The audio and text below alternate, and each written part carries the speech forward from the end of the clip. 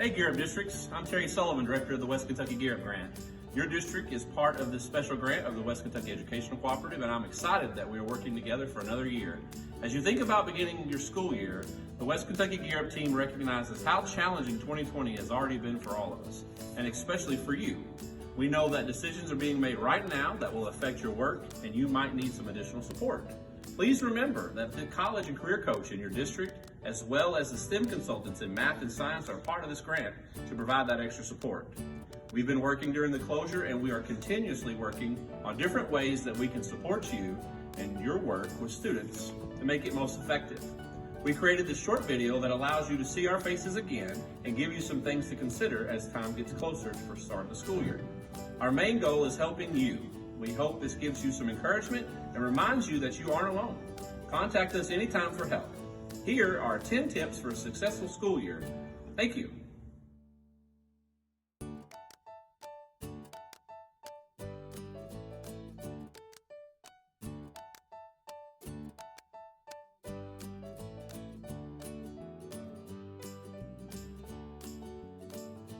Hi, I'm Jill Howard, career and college coach at West Kentucky Gear Up. I'm here with tip number 1, take care of yourself. One of the biggest concerns at West Kentucky Gear Up is the teachers we serve. We think that for you to be the best you can be, you need encouraging support and effective resources. We appreciate the work that you do because we've done it too. No one knows the work that a good teacher does unless they have been there themselves, regardless of circumstances. If you are a good teacher, you will work just as hard, if not harder, during the NTI as you do during school. Give yourself rewards for your hard work. Do something you like to do on the weekends or evenings to keep yourself sane. Getting everything perfect is not realistic and certainly not during NTI. If you have another long-term remote learning period, don't let yourself get isolated. Reach out for help.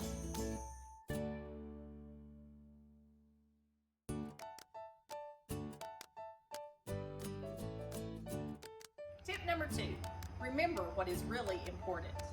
In a time of uncertainty and great change, everyone, especially students, needs to feel secure and safe. You want to assure your students that you are still there for them, and together you will accomplish great things this year. Whether you meet face-to-face all year or you have to learn from a distance, make sure that you have realistic expectations for your students and yourself. Their performance with less of your help and guidance will not be at the same level as it is when you meet face-to-face, and neither is yours. Your goal should be to engage their minds and then teach them to think critically about the content you're teaching. Don't forget to incorporate ways for students to interact when possible and have fun together. Everyone's mental and emotional well-being during a time of uncertainty and isolation is most important.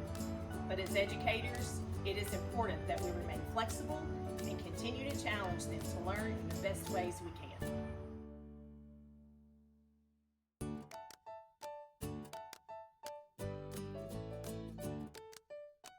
Hello guys, my name is Denise Strother and I work with Paducah Independent School Districts and the Carlisle County School District.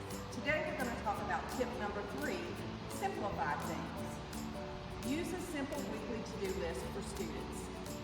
Consistency is important no matter how you deliver instruction. Get students into a routine while you have them with you, and then try to keep that routine going if NTI hits. Don't overcomplicate things. If you can use the same to-do list each week with your assignments listed, instructions included, etc., students will learn where to find what they need to do for you and will more likely complete it both in class and at home. In the event of remote learning, give them activities that don't require a lot of technology, but engage their minds and bodies for a few minutes a day. Keep assignments short and to the point. No need for busy work during NTI.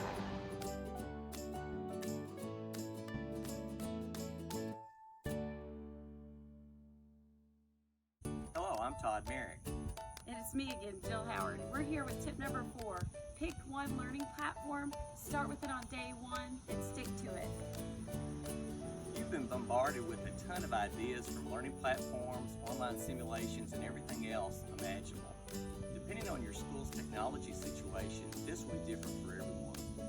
If your school's one-to-one, start using those Chromebooks during the first week. Get your students familiar with the platform, how you assign work, how you want them to hand it in, etc. If you use other websites that require accounts, get those accounts set up early and show them how to use them. Remember this, our suggestion on this is twofold. First, if you know taking things right now, stick with those. Only add things that you really need. If you stress, the students will stress too. You want to keep it simple for everyone. And two, if you don't have much technology experience, ask someone who does what they recommend. Pick out one learning platform and 1 to 2 supplemental sites to use.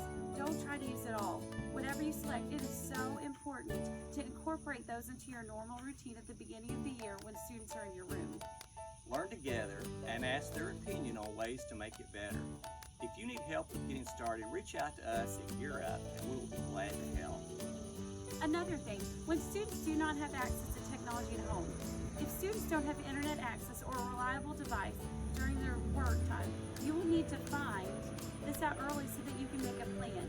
You will need to have a version of your assignments on paper with the weekly to-do list from suggestion number 3.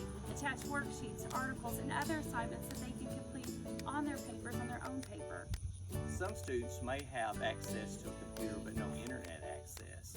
A couple of options would be to provide a flash drive or DVD of instructional videos.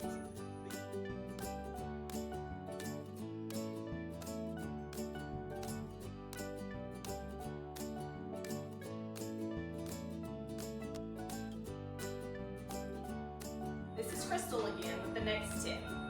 Tip 5, communicate. During NTI, have daily or weekly check-in times with students. As in tip 2, your students, even the older ones, need to know that you're still there. Even when you can't be in class together, it is important to find ways to communicate, even just weekly.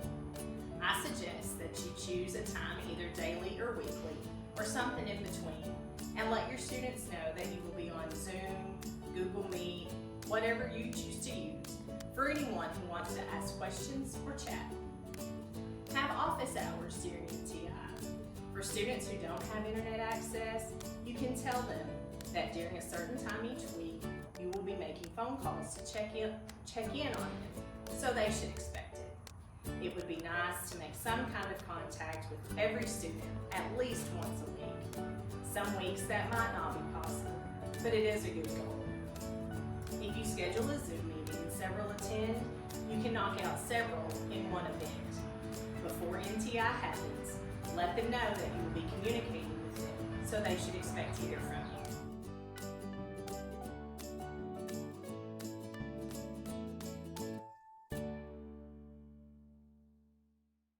Hey guys, this is Denise Strawber and I work with Carlisle County Schools and Paducah Independent Schools.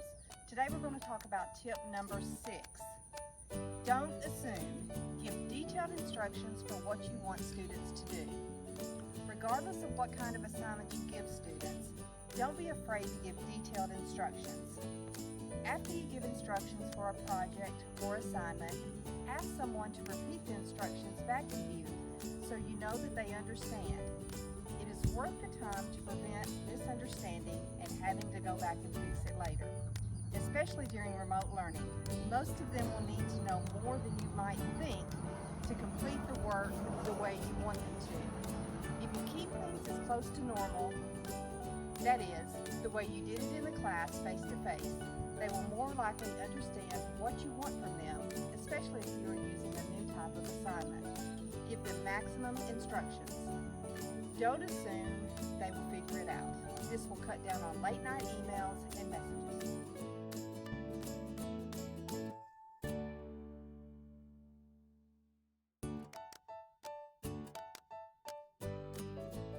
Tip number 7, use videos to communicate and record them for later.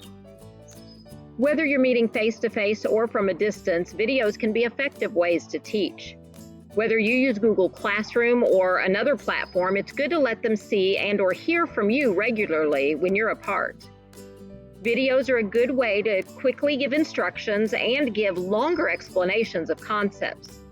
Students can watch and re-watch them for clarification, even during face-to-face instruction periods.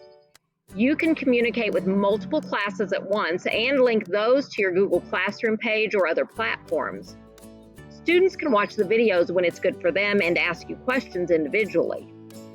There are several free video apps or extensions that you can use. Even students without internet at home can watch the videos later when they return to school for review or watch them on their phones if they can get to free Wi-Fi. You can also post them to YouTube, and students can access them in different ways on different devices.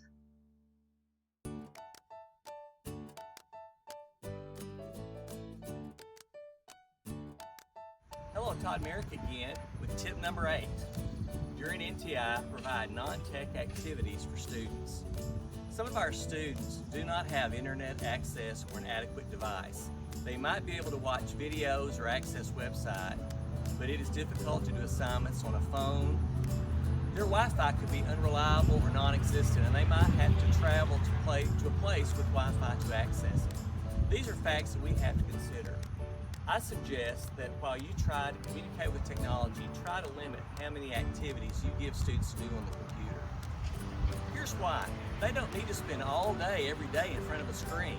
If every teacher gives them all tech activities, that is what will happen. Try to give them things they can do without the computer, just like you do in class. Provide handouts they can print, complete on paper, or get the paper from you. Give them project-based activities they can do at home, but let them get outside some. Think about some at-home activities they can do related to your class. They will enjoy the change of scenery, and it will be less frustrating if they can have freedom to create something unique, their own products. You don't have to give them the exact assignments you would have in the classroom. Again, remember the limitations on you that you cannot control. NTI calls for creativity, so let yours come out.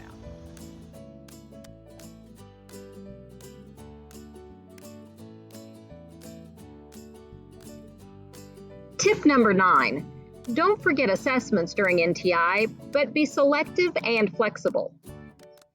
This is a hard one. Giving a test will be difficult to monitor, and it will be almost impossible to do group work without some cheating. This doesn't mean no group collaboration. Students are going to collaborate anyway, and there's really no way to control it. They're going to share information, including answers, with each other. Don't stress about it. Just know it will happen, and don't assign grades to things that they work on together. You can even limit how much work you actually grade during NTI anyway, even individual work.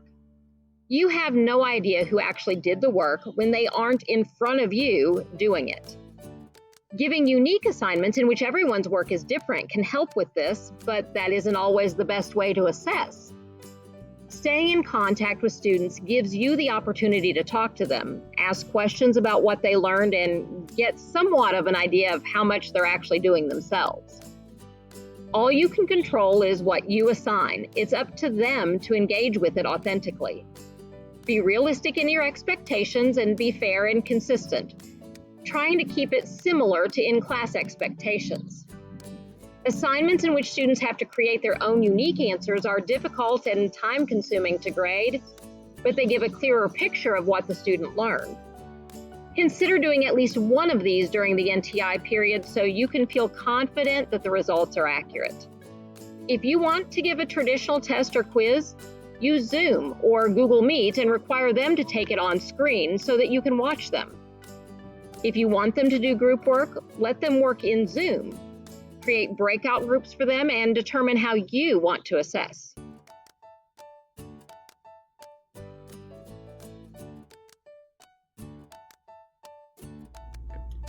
This is Crystal with the last tip.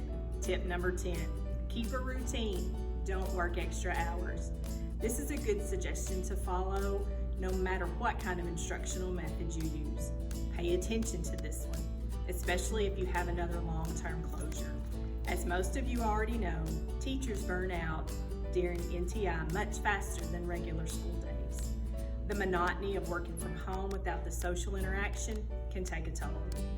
It might sound like a contradiction to keep a routine, but actually a routine provides you with consistency and limits. Since you aren't working all day at school like you normally do and working at home, It is easy to not keep a schedule and let time get away from you. You don't have the bells to tell you what to do. It is easy to get distracted and keep working until you realize you've worked many more hours than you should. You probably realize it when your body tells you that you are exhausted.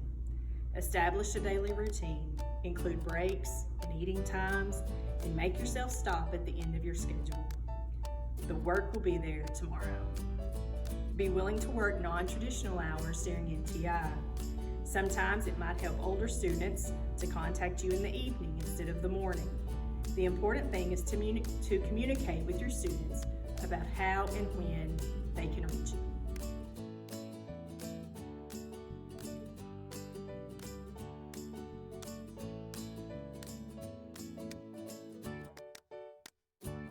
Hey everybody, Susan Beatty, one of the STEM consultants with the Gear Up Grant.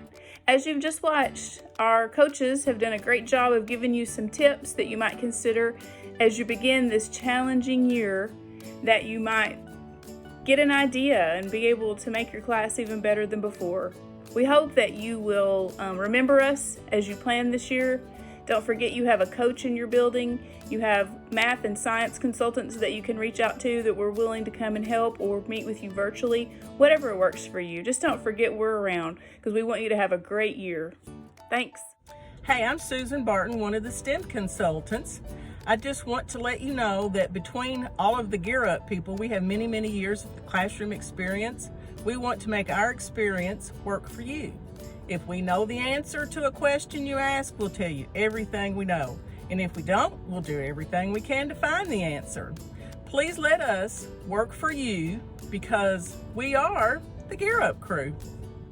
My name is Stephanie Oberby, and I'm a STEM consultant with WK Gear Up. Our job is to help teachers, so don't hesitate to call us if you need help, you have a question, need a resource, or just need to talk to someone who understands. We truly do understand, and we're here to help. So give us a call, send us a text, email, whatever you need to do. Let us know how we can help.